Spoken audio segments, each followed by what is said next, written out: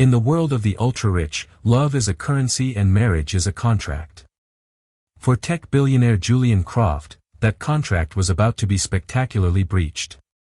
He was on top of the world, sitting in New York's most exclusive restaurant, ready to toast a future with his beautiful mistress. He believed he controlled everything, his empire, his narrative, his women. But he forgot one rule of business and of life: never underestimate the woman you've wronged. What you are about to hear is the story of a single dinner, a single toast that ignited a war where the only thing more shocking than the betrayal is the revenge. The Air in Celeste, a restaurant so exclusive it didn't have a sign, tasted of money. It was a low, humming symphony of hushed power deals, the delicate clink of Cristofel silver against Bernardin china, and the subtle, intoxicating scent of truffle oil and vintage Bordeaux. Tonight, Julian Croft, the tech world's golden shark, was the symphony's conductor. At 42, Julian possessed the kind of predatory grace that came from a decade of hostile takeovers and market disruptions. His company, Ethereum Dynamics, had revolutionized data security, making him a billionaire before his 35th birthday. He had a jawline that seemed carved from granite, eyes the color of a stormy sea, and a custom-tailored Tom Ford suit that probably cost more than the waiter's car. Everything about him was a testament to his own relentless, brutal ambition. Across the table, bathed in the soft, flattering glow of the Murano glass chandelier, sat Isabella Rossi.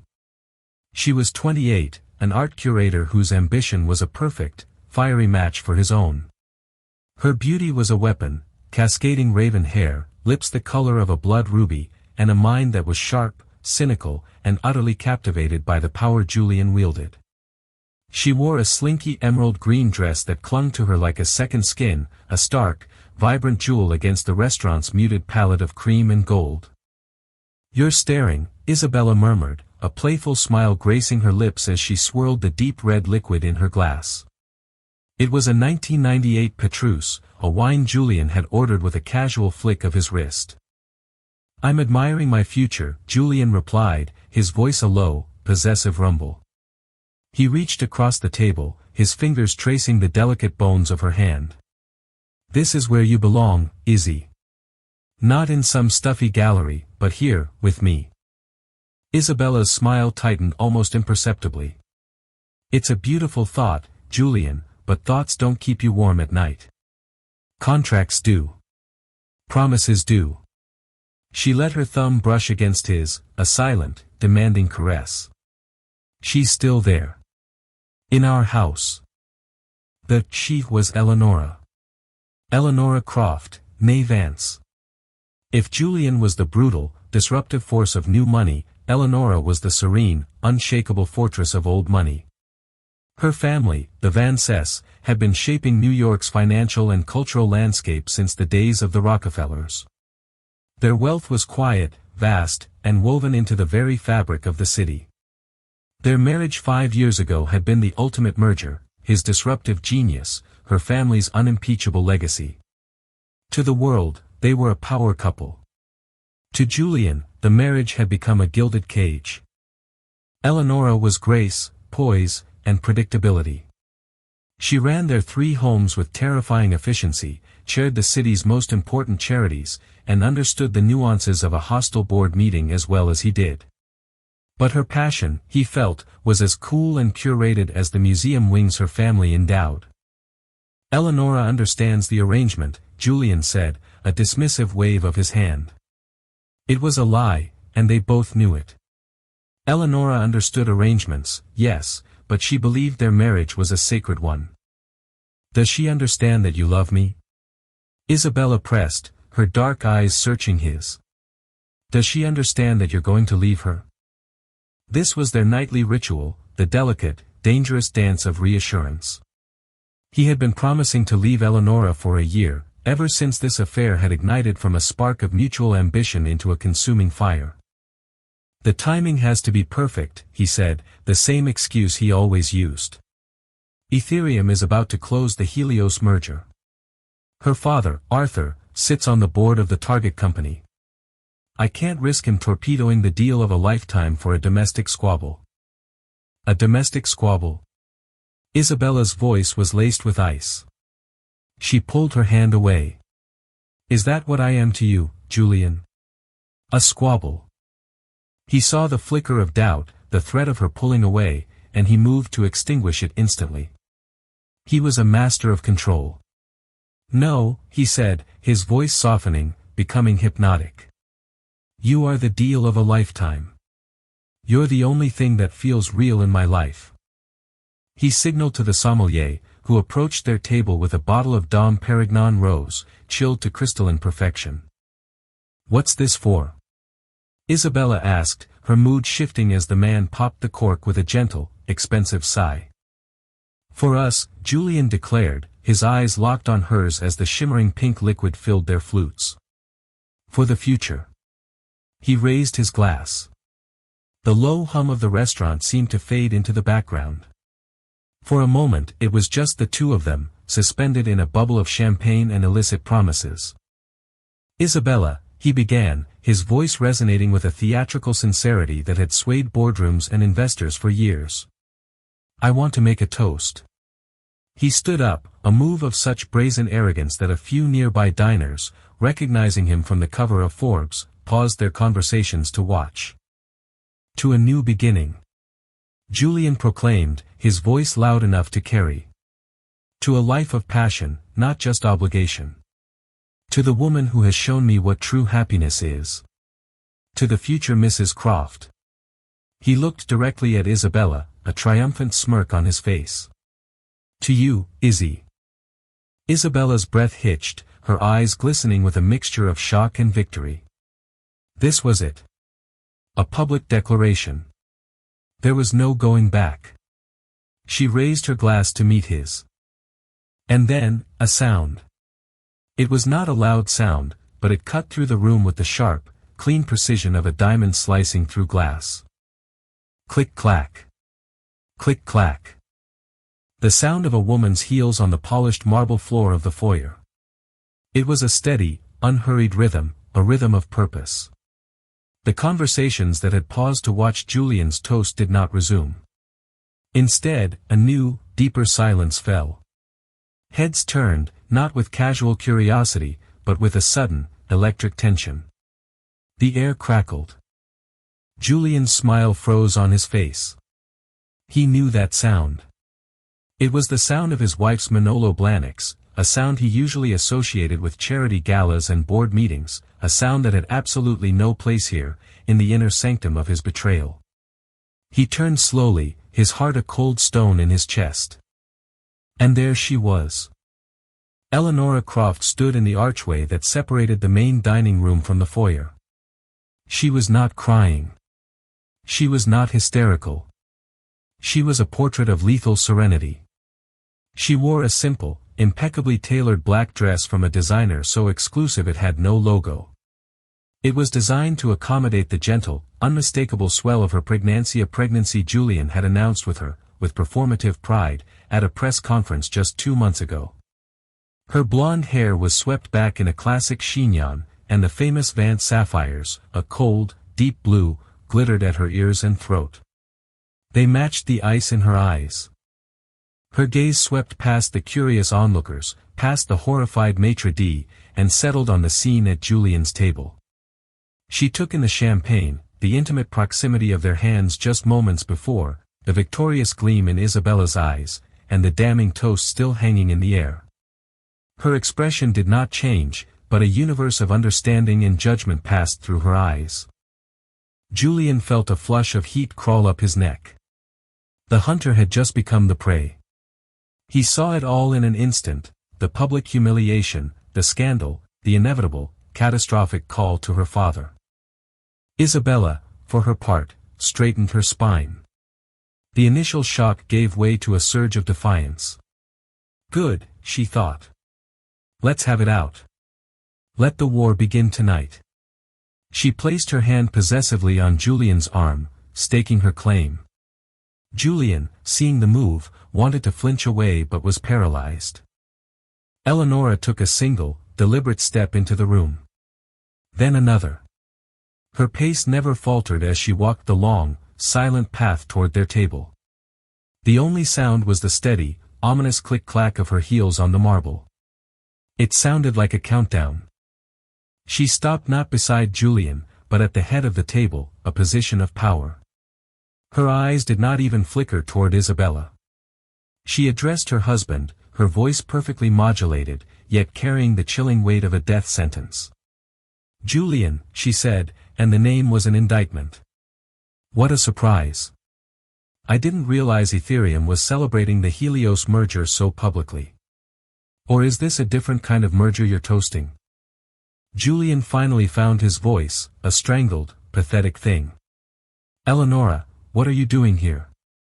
You should be at home, resting." A ghost of a smile, cold and devoid of all warmth, touched Eleonora's lips. "My doctor recommended a short walk, and I had a meeting nearby." She paused, letting the lie hang in the air, a lie so blatant it was an insult. "But I must say, Julian, your choice of toast is revealing. The future Mrs. Croft." Her eyes finally, dismissively, flicked to Isabella. "I hope you got her a prenup. The first one can be so terribly messy to untangle."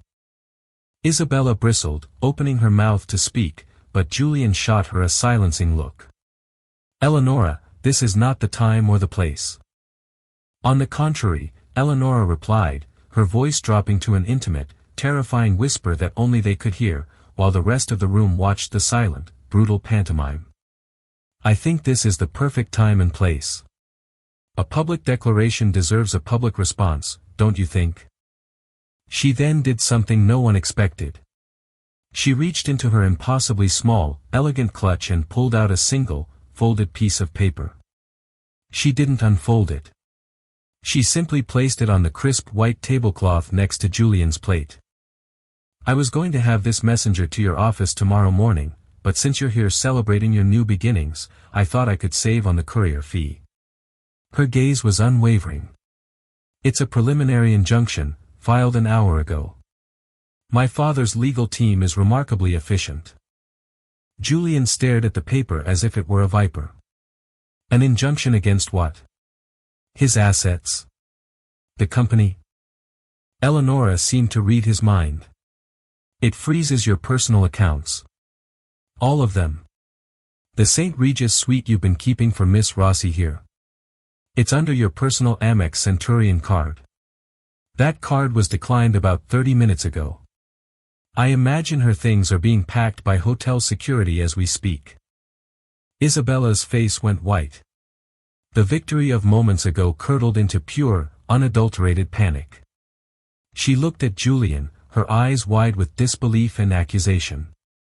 He had told her everything was secure, that he was in control. "And the donation," Eleonora continued, her voice relentlessly calm, "the one you made from an Ethereum marketing account to the Rossi Contemporary Art Fund? The one that paid for her gallery's new exhibit? My father found that particularly interesting. Apparently, the board has some questions about off-book expenditures." Julian felt the blood drain from his face. This wasn't a scorned wife's emotional outburst. This was a coordinated attack. This was a tactical strike, executed with the cold, brutal precision of a Vance. He had been outmaneuvered. He, Julian Croft, had been played. Eleonora looked from his ashen face to Isabella's panicked one. She gave a small, almost pitying sigh. "You see, Julian," she said, her voice a final, devastating blow, "you toast to the future, but you seem to have forgotten. My family. We don't just invest in the future. We own it." She turned, her back straight, her head held high, and without another word, she walked away. The click-clack of her heels was no longer a countdown. It was the sound of a gavel falling, the sound of judgment rendered. The silence she left in her wake was absolute, broken only by the fizzing of the now unwanted champagne in Julian Croft's glass. He was no longer the conductor of the symphony. He was just a man in a very expensive suit, in a very expensive restaurant, who had just discovered that the gilded cage he resented was the only thing that had been holding him up. And his wife, his pregnant, unassuming wife, had just walked away with the key. For a full minute after Eleonora's departure, the scene at the table was a frozen tableau. Julian stood, his hand still holding the champagne flute, the toast turned to ash in his mouth. Isabella sat rigid, the defiant posture she'd adopted now crumbled, revealing the terrified young woman beneath the veneer of a seductress. The curious eyes of New York's elite were on them, no longer with awe, but with the ravenous appetite of sharks sensing blood in the water. The low hum of the restaurant had returned, but it was different now, charged with gossip, speculation, and the sweet, irresistible schadenfreude of the wealthy watching one of their own begin to fall. Julian was the first to move. He slammed his glass down, the pink champagne sloshing over the rim onto the pristine tablecloth, a stain spreading like his public disgrace. "Get up," he snarled at Isabella, his voice a harsh, guttural whisper. "My things." At the St. Regis, she stammered, her mind racing. Her clothes, her laptop, documents, her entire curated life was in that suite. "Forget them," Julian snapped, throwing a black American Express card on the table without even looking at the bill. "We're leaving. Now." He strode towards the exit, not with the confident swagger of his entrance, but with the hurried, head-down pace of a defeated general retreating from the battlefield. Isabella, grabbing her clutch, scurried behind him, the emerald dress that had felt so powerful an hour ago now feeling like a gaudy costume. The walk of shame through the dining room was an agony of averted gazes and poorly concealed whispers. The moment they were outside in the cool night air, the facade of unity shattered. "What the hell was that, Julian?" Isabella's voice was sharp, accusatory. "You said you had it under control. You said she didn't know anything. An injunction? My gallery?" Julian rounded on her, his face a mask of incandescent fury. "You think I planned this? You and your constant pushing. When, Julian, when? You wanted a public declaration, well, you got one. How does it feel?" "Me? You were the one who stood up and made that idiotic toast," she shot back, tears of rage and fear welling in her eyes. "You were showing off. And now my name, my gallery, is going to be dragged into your sordid divorce." "My sordid divorce?" He let out a harsh, barking laugh. "Oh, it's going to be so much more than that, sweetheart. You heard her. This isn't about the affair. This is about Ethereum. This is about her father." The name hung in the air between them. Arthur Vance. A titan of industry, a man who moved markets with a single phone call and whose reputation for ruthless, quiet competence was legendary. Julian had always seen him as a relic, a dinosaur of the old world. Now, he felt the weight of that dinosaur's foot on his neck. His phone buzzed. It was his CFO, Mark Renshaw. He ignored it. It buzzed again. His chief legal counsel, Anna Sharma. He ignored that, too. He knew what they were calling about. They would have received alerts the second the injunction hit. The gears of war were already turning.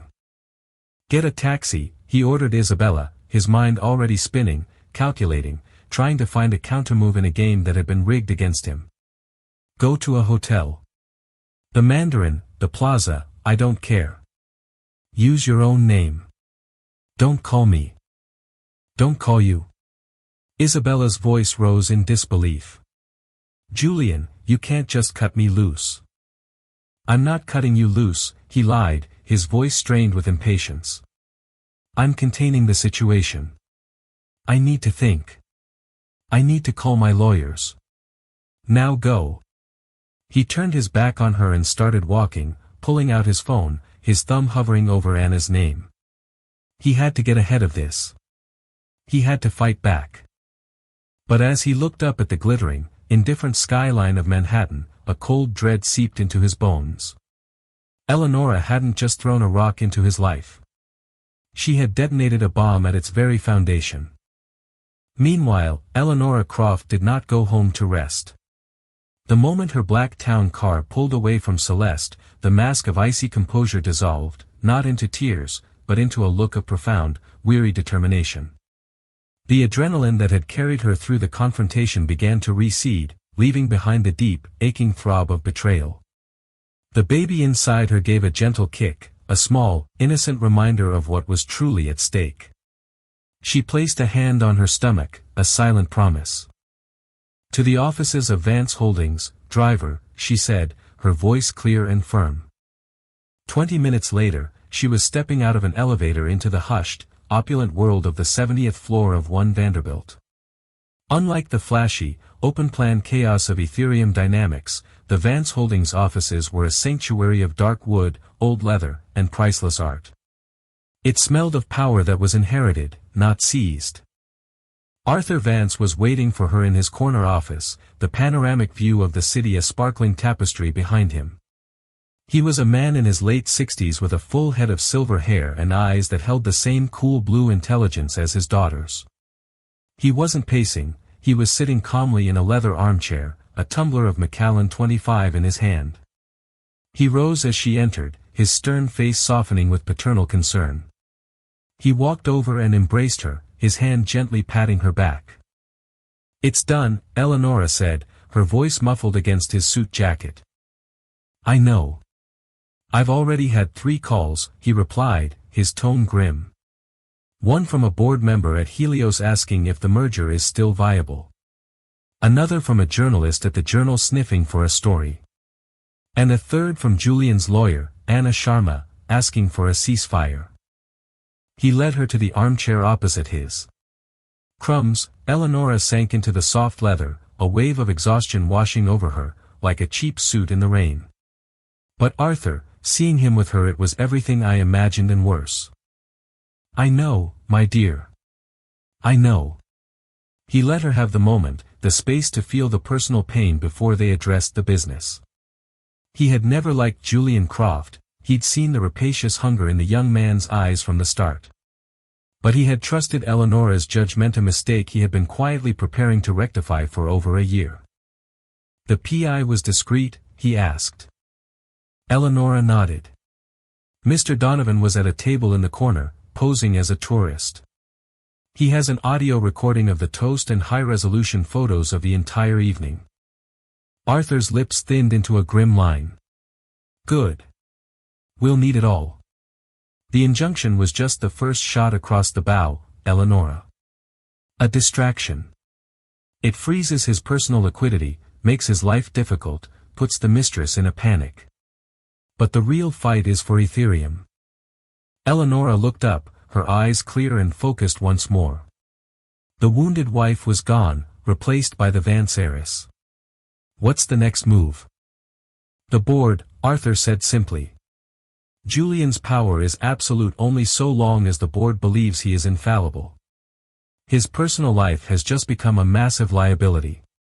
In the world of multi-billion-dollar mergers, optics are everything. The Helios board will be spooked. Our own board members at Ethereum, the ones loyal to us, are already drafting a letter calling for an emergency session to discuss a crisis of leadership." "He'll fight it," Eleonora stated. "He'll paint me as a vengeful, hysterical wife. He'll use the pregnancy, say I'm not thinking clearly." "Let him," Arthur said, a predatory glint in his eye. "He'll underestimate you. He always has. That's his weakness. But this isn't just about his infidelity anymore. That's the pretext. The real leverage is the money." He gestured to a thick, leather-bound folder on his desk. Donovan's team didn't just follow Julian to restaurants. They followed the money. The donation to the Rossi Gallery was sloppy, but it was just the tip of the iceberg. We found a series of shell corporations. Small, untraceable payments, authorized by him, funneled out of Ethereum's R&D budgets and into accounts that, well, they certainly aren't funding data security research. A cold realization dawned on Eleonora. He's embezzling. It's more sophisticated than that, Arthur corrected. He's using company funds to seed a new private venture. A personal project he's been building in the shadows, ready to launch after the Helios merger gave him an unassailable position. He planned to use Ethereum's resources to build his next empire, one that was entirely his own, with no Vance connection. The audacity of it, the sheer, calculated betrayal was breathtaking. He hadn't just been cheating on her in their bed, he'd been cheating on her in the boardroom, using her family's legacy and investment as a launchpad for his own secret ambitions. And the mistress? Eleonora asked, her voice dangerously quiet. Is she involved in this? Arthur allowed himself a small, cold smile. This was the part of the plan that was as vicious as it was brilliant. That, he said, is the most interesting part. The primary shell corporation, the one receiving the largest payments, is a company registered in the Cayman Islands. It's called IR Holdings. The sole director is listed as Isabella Rossi. Eleonora stared at her father, the full, diabolical scope of Julian's plan and her father's counterplan becoming clear. Isabella wasn't just a mistress. Julian had made her a co-conspirator. He had woven her into his financial treason, likely without her even understanding the full implications, thinking she was just signing papers for a future investment. He had made her a tool. And in doing so, he had handed the Vances a weapon. She's his liability, Eleonora breathed. She's his ruin, Arthur corrected. Julian can try to paint you as the scorned wife. But when the board sees evidence that he has funneled millions of dollars of shareholder money into a shell company run by his mistress, an art curator with zero tech experience, his credibility will be incinerated. They won't see a domestic squabble. They will see fraud. They will see a man so reckless, so arrogant, that he put the entire company at risk for his affair. Eleonora stood up and walked to the vast window, looking down at the city lights, a city her family had helped build, a city Julian had tried to conquer. He had seen her as a beautiful, passive asset, a bridge to the old world he needed to legitimize himself. He had never, for one moment, seen her as an adversary. So we don't just divorce him, she said, her reflection a determined silhouette against the skyline. We don't just take our money back. We take the company. Ethereum was built on a foundation of Vance capital and connections, Arthur said, joining her at the window. We are simply reclaiming our investment. The board will need a steady hand to guide them through the Helios merger after Julian is gone. Someone who represents stability. Someone with the name Vance. He put his hand on her shoulder. They will need you, Eleonora. The thought was both terrifying and exhilarating.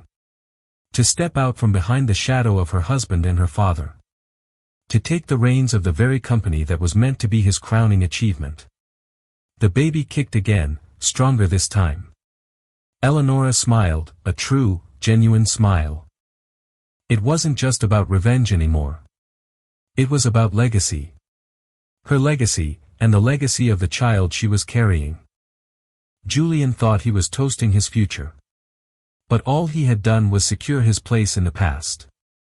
The war had begun, but in the quiet, wood-paneled office high above the city, it was already won. All that was left was the execution.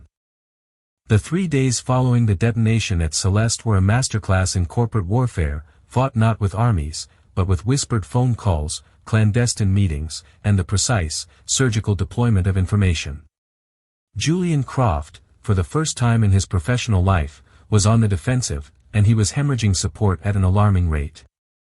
He had barricaded himself in his office at Ethereum's gleaming headquarters, a glass and steel monument to his own ego.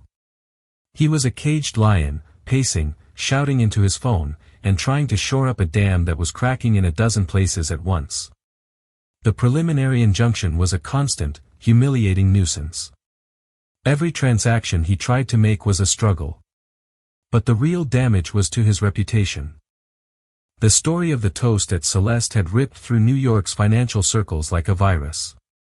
It wasn't the affair that shocked people, infidelity was practically a sport in their world. It was the sheer, breathtaking arrogance of the public display and the immediate, brutal retaliation from the Vances. It painted Julian not as a powerful player, but as a reckless fool who had misjudged his opponent. His calls to board members were met with cool, non-committal responses. His attempts to reach Arthur Vance were stonewalled.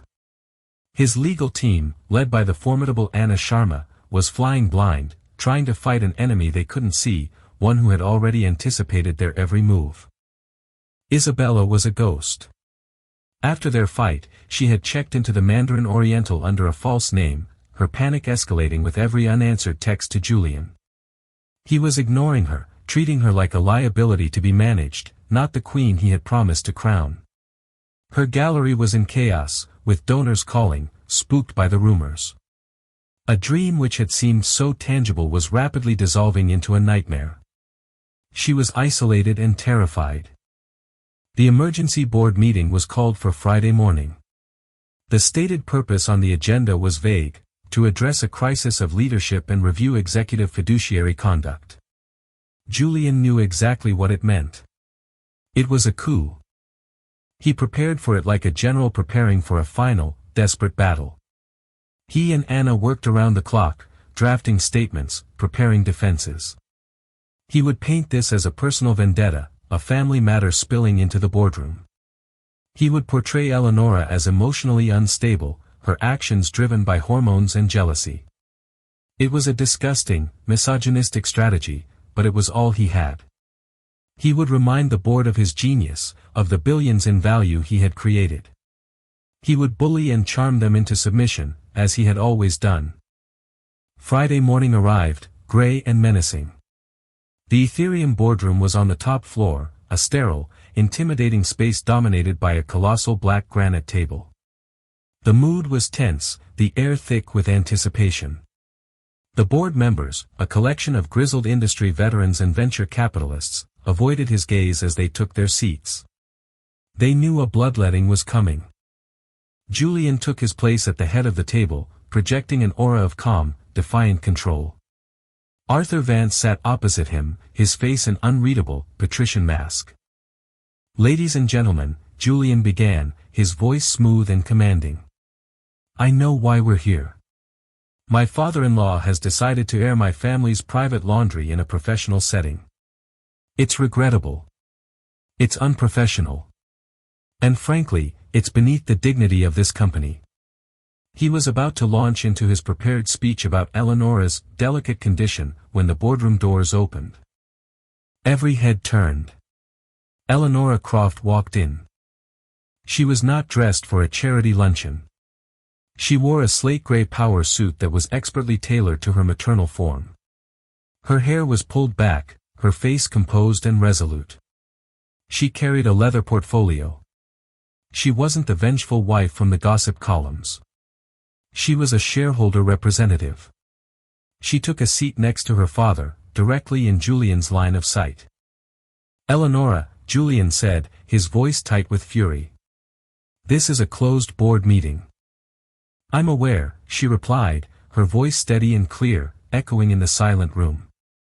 "I am here today representing the Vance family's 18% stake in Ethereum Dynamics. My father has granted me his proxy. I have a right to be here." The move was a masterstroke. It reframed her presence instantly. She was not a victim. She was a power player. Arthur Vance spoke for the first time, his voice calm and authoritative. "Julian, we are here because the board has received credible information that raises serious questions about your judgment and your management of company assets. This is not a family matter. This is a shareholder matter." "What, credible information?" Julian scoffed, though a knot of dread was tightening in his stomach. "Vague accusations? Rumors started by a disgruntled wife?" "Not accusations, Julian," Eleonora said, opening her portfolio on the table. "Evidence." She slid a document across the polished granite surface towards the lead independent director, a man named Henderson. "This is a sworn affidavit from a Mr. Charles Donovan, a licensed private investigator. It contains a full transcript and audio recording of your toast at Celeste, in which you designated Miss Isabella Rossi the future Mrs. Croft. A woman who is not your wife." A murmur went through the room. It was one thing to hear a rumor, another to know it was recorded. "And this," Eleonora continued, her voice gaining strength, "is a copy of the Articles of Incorporation for a shell company in the Cayman Islands called IR Holdings. As you can see, the sole director is Miss Isabella Rossi. She slid another document across the table. And this is a detailed financial summary, prepared by forensic accountants from Deloitte, tracing a series of payments over the last 8 months. A total of $14.7 million transferred from Ethereum's research and development cost centers directly into the accounts of IR Holdings. Payments that you personally authorized, Julian. Silence. A deep, profound, tomb-like silence. Julian's face had gone completely pale. The blood roared in his ears. This was it. The ambush. He had walked right into it. He looked from the damning papers to Eleonora's implacable face. He had seen her as wallpaper in his life, and she had been building a guillotine behind it. Henderson, the lead director, looked up from the papers, his face grim. Julian, is this true? Did you divert nearly $15 million of shareholder money into a private company run by your mistress? Julian's mind raced, searching for a lie, an explanation, anything. It was a seed investment, a stealth project for a new AI art authentication platform. It would have created huge value for Ethereum down the line. His explanation sounded weak, pathetic, even to his own ears. And then the final, devastating twist, the one that proved the Van Cess weren't just trying to wound him, they were determined to annihilate him. An interesting theory, Julian, Eleonora said. That Miss Rossi, an art curator, was your secret partner in a high-tech venture. We thought the board might want to ask her about that directly. She nodded towards the boardroom door. Anna Sharma, Julian's own lawyer, opened it. And in walked Isabella Rossi. If Julian was pale, Isabella was translucent. Her eyes were red-rimmed, her face a mask of terror and betrayal. She was flanked by a stern-looking man in a suit, her own lawyer. Julian stared at her, then at Anna. Anna, what is the meaning of this? He roared, feeling the last vestiges of his control snap. You're my lawyer. And as your lawyer, my duty is to advise you on mitigating catastrophic risk, Anna said, her voice devoid of emotion. Mr. Vance and Mrs. Croft approached Miss Rossi 2 days ago. They made her an offer, full immunity from any potential fraud charges, plus a legal fund to protect her gallery, in exchange for her full cooperation. Betrayal. Absolute betrayal from every corner. They showed her the incorporation documents, Julian, Anna continued. They explained what a shell corporation is. They explained what embezzlement is. They explained her own personal legal exposure. Faced with the choice between loyalty to you and a potential 5 to 10-year prison sentence, Miss Rossi made a very rational decision. Isabella wouldn't look at him. She looked at Eleonora, who gave her a slight, almost imperceptible nod of encouragement. Henderson turned to Isabella. Miss Rossi, were you aware that the funds being transferred into IR Holdings were coming from Ethereum Dynamics R&D budget? Isabella took a shaky breath, her lawyer placing a hand on her shoulder. No, she said, her voice barely a whisper. Julian told me it was his own money. He said it was an investment vehicle he was setting up for our future. He had me sign papers I didn't understand what they were. I trusted him. The words, a pathetic mix of truth and self-preservation, were the final nails in Julian's coffin. He had been cast as the villain, the master manipulator. She was the ingenue, the pawn he had exploited. He had given her power over him, and his enemies had turned it into a weapon. The love he had professed, the future he had toasted it had all been transactional. And in the end, she had made a better transaction with his wife. Julian Croft looked around the table. He saw no allies. He saw no support. He saw only the cold, hard calculus of business in the eyes of the men and women looking back at him. They weren't looking at a genius anymore. They were looking at a liability that needed to be cut loose before it sank the entire ship. He had been so focused on conquering the world that he had never bothered to secure his own kingdom. He had dismissed his wife, used his mistress, and underestimated his father-in-law. And in one brutal, perfectly executed maneuver, they had taken it all away. Arthur Vance's voice cut through the silence, calm and final. "I believe we have a motion on the floor," he said, looking at Henderson. "A motion to remove Julian Croft as CEO and chairman of the board of Ethereum Dynamics, effective immediately, pending a full internal and federal investigation." Julian didn't even stay to hear the vote. He stood up, his chair scraping loudly against the floor. He didn't look at Eleonora or Isabella. He looked at nothing. With the last shred of his dignity, he walked out of the boardroom, leaving behind his company, his legacy, and his future. The door clicked shut behind him, sealing him out of the world he had built. The siege was over. Of course, here is a rewritten, expanded version of the final chapter, adding more depth, detail, and emotional resonance to the aftermath. The boardroom door clicked shut behind Julian Croft, the sound as final and absolute as a coffin lid being sealed. The silence that followed in the hallway was more deafening than the accusations he'd left behind. For a moment, he just stood there, suspended in a state of pure shock, his mind a white-hot static hum. He was Julian Croft. Men like him didn't lose. They didn't get outmaneuvered. They didn't get erased. He walked, stiff-legged and robotic, towards the private elevator that responded only to his fingerprint. He pressed his thumb against the sensor. Access denied. A cold fury, sharp and clarifying, sliced through the fog. He tried again. Access denied. They were already cutting him out, severing the digital tethers of his identity with cold, swift efficiency. He was forced to turn and walk towards the public elevator bank, his footsteps echoing in what was, an hour ago, his kingdom. As he waited, a junior analyst, a kid he wouldn't have recognized, stepped out of a nearby office, saw him, and his eyes widened in a mixture of awe and pity before he quickly looked away. The word was already out. The king was dead. His first destination was not a home, he had none left but the sterile sanctuary of the Fiduciary Trust Bank of New York, where his personal fortune was managed. The power of Ethereum might be gone, but his billions were his own. He would liquidate. He would scorch the earth. He would build something new and crush them all.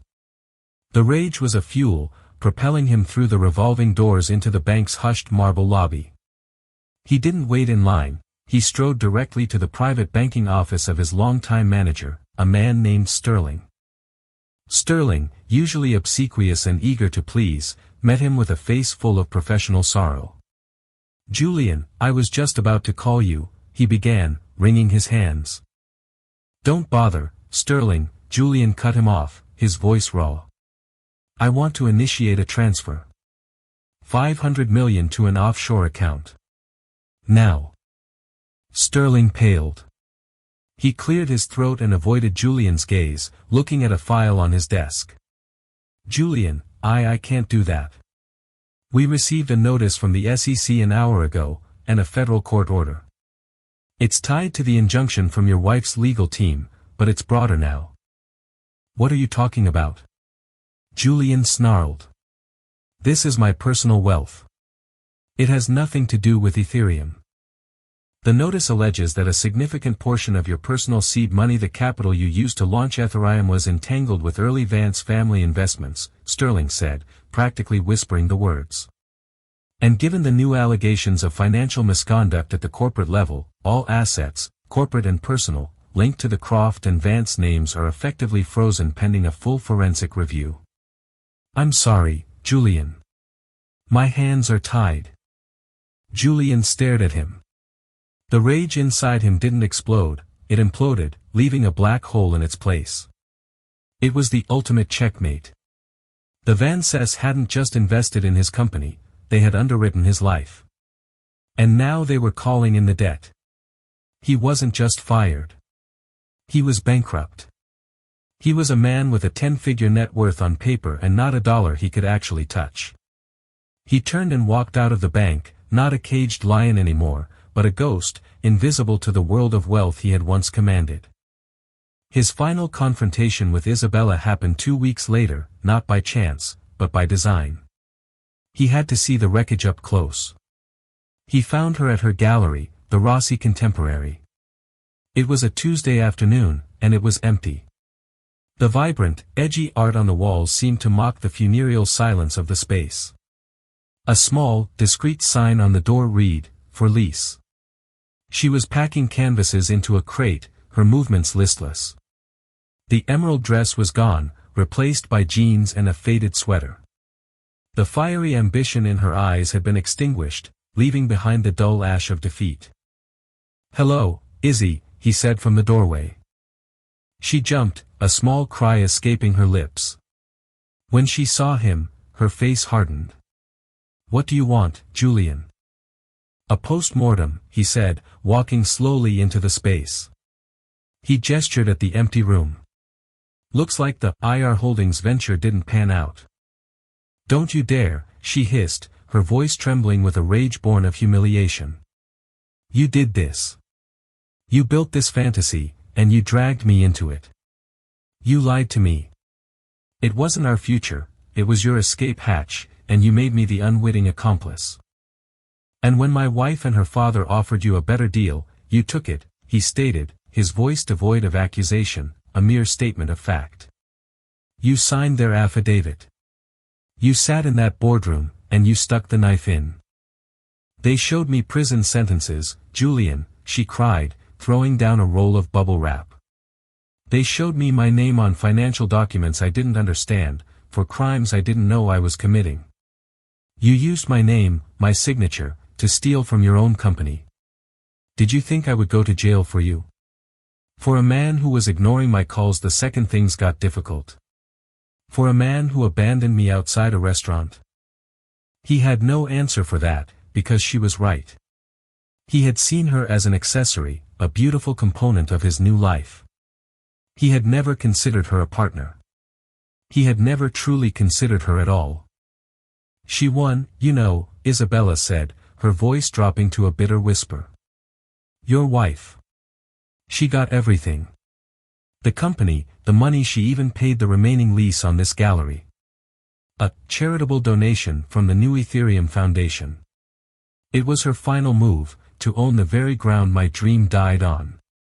She didn't just want to win. She wanted to salt the earth." Julian looked around at the barren white walls. He felt a sudden, strange pang of something that wasn't quite pity, but a shared sense of ruin. They were two sides of the same counterfeit coin he had tried to mint. Both of them had been dazzled by the same promise of a glorious future, and both were left with nothing. "Goodbye, Isabella," he said, and walked away, the scent of dust and failure clinging to him. 6 months passed. The seasons turned, indifferent to human drama. Julian's life shrank. The legal battles ended not with a bang, but a whimper.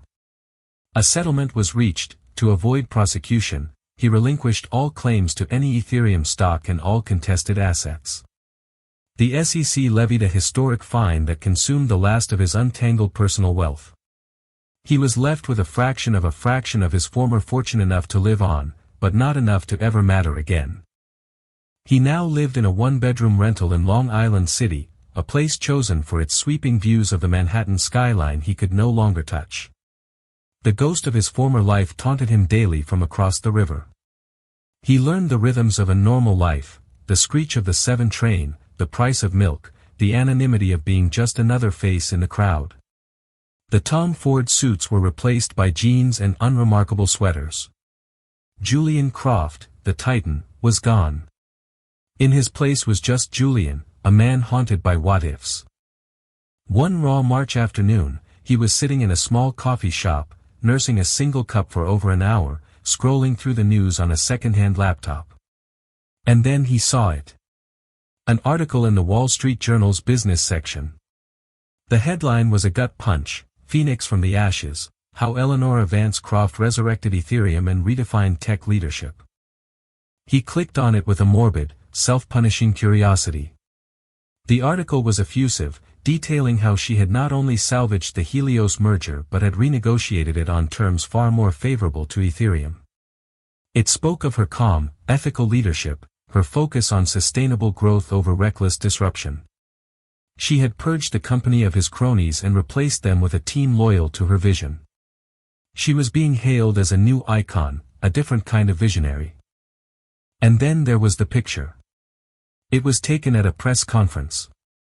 Eleonora stood at a podium, looking powerful and serene. The cool Vance poise was still there, but it was warmed by a new, softer confidence. In her arms, wrapped in a cashmere blanket, she held their son for the world to see. Julian's breath caught in his throat. He zoomed in on the image. The baby had a full head of dark hair, like his. The caption underneath delivered the final, crushing blow. Eleonora Vance Croft with her son, Arthur Vance Croft. Arthur Vance Croft. They had kept his name, but only as a subordinate clause, an afterthought appended to the two names that had defeated him. The boy was a Vance, first, a symbol of her family's triumph. He was a legacy Julian could see but never claim. He stared at the picture of the child he would never hold, the son who would be raised to see his own father as a cautionary tale. A profound, hollow ache spread through his chest, a grief for a life that was his and that he had carelessly, arrogantly thrown away. Across the river, in the top-floor office that was once his, Eleonora Vance Croft ended a conference call with the Tokyo board. She swiveled in her chair and looked out at the same skyline Julian saw, but from the pinnacle, not the exile. Her life was a whirlwind of board meetings, market analyses, and strategy sessions, but it was punctuated by sacred, quiet moments. Her son, Arthur, was asleep in a bassinet in a small private annex to her office. Her father had been skeptical of the arrangement at first, but Eleonora had been firm. She would not sacrifice her role as a mother for her role as a CEO. She would redefine the job to encompass both. She walked over and looked down at her sleeping son. He was the reason. He was the answer to every why. When she had discovered the full extent of Julian's financial treason, her first instinct had been to simply divorce him, to take her money and run. But then she had felt the first kick inside her. It was a flutter, a tiny spark of life that ignited a furnace in her. This was no longer just about her. It was about her child's legacy, about protecting his birthright from the man who was willing to gamble it all away. Her father, Arthur, entered without knocking, a rare smile on his face. Helios signed, he said simply. The deal is done. Your terms. Our terms, Dad, she corrected, smiling back. Their relationship had changed. He no longer saw her as the daughter to be protected, but as the successor he had always hoped for, the one who had finally emerged from the crucible. You've done well, Eleonora, he said, his voice thick with pride. He looked at the sleeping baby. You've secured his future. I've secured our future, she said, placing a hand on the bassinet. Later that evening, after the city had lit up like a field of scattered diamonds, Eleonora stood by the vast window, holding her son.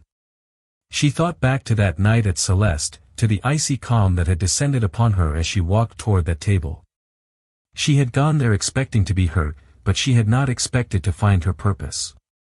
Julian had toasted a fantasy, a shallow future built on lies. She had responded by seizing the tangible future built on strength, legacy, and the unshakable power of a woman who had been underestimated for the last time. He had wanted a new life without her, and in the end, that was the one thing she had given him. He was free of his gilded cage, while she had taken the gold and forged it into a crown. In the end, Julian Croft's grand toast celebrated a future that never was. He learned the hardest lesson the world of power has to teach, that true strength isn't about loud declarations, but quiet resolve. Eleonora Croft didn't just walk away from a failed marriage, she walked into her own destiny, proving that the most effective revenge is to build a better life, a stronger empire, on the rubble of betrayal. Her story is a gripping reminder that in the high-stakes game of love and business, the smartest player always wins. What did you think of Eleonora's incredible transformation? Was her revenge justified? Let us know your thoughts in the comments below. If you were captivated by this story of drama, betrayal, and ultimate triumph, please give this video a like, share it with someone who loves a good story, and don't forget to subscribe for more real-life drama novels you won't want to miss.